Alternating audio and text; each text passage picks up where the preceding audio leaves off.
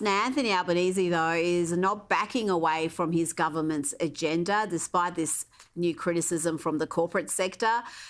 Business Council of Australia's chief executive, Brand Black, has warned that Labor's IR laws are making companies far more unlikely to hire people locally, and that major employers are now opting to invest overseas.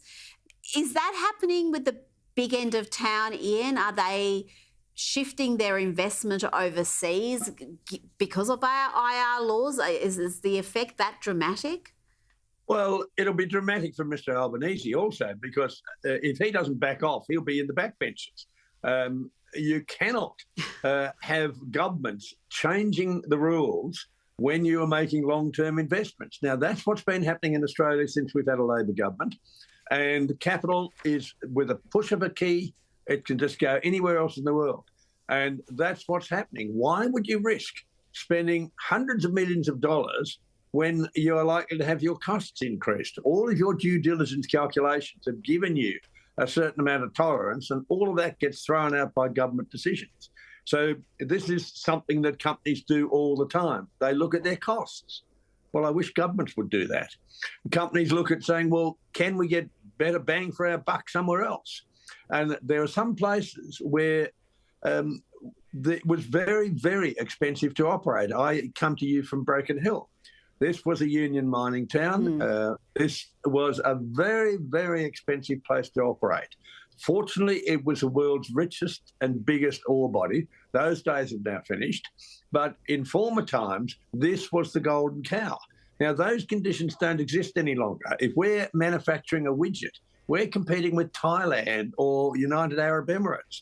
If we're actually trying to build something, we're competing with other people around the world. We have to keep our costs down. And maybe government should think of something else. And I'll give Mr Albanese an election winner. This won't cost you a penny, mate. The election winner is, why don't you cut your costs? Then you don't have to put up taxes. It's pretty simple. I don't think he'll be taking that advice, but we thank you for it. I don't think he I want to watches ask you your about show, UK Rita. Labor's. Well, he should, because it's mandatory. But UK Labor's Secretary of State for Energy Security and Net Zero, Ed Miliband, well, he thinks that solar farms are a fantastic idea for the UK. It's a sunny day here in Nottinghamshire, and I'm at a solar farm powering the equivalent of 11,000 homes.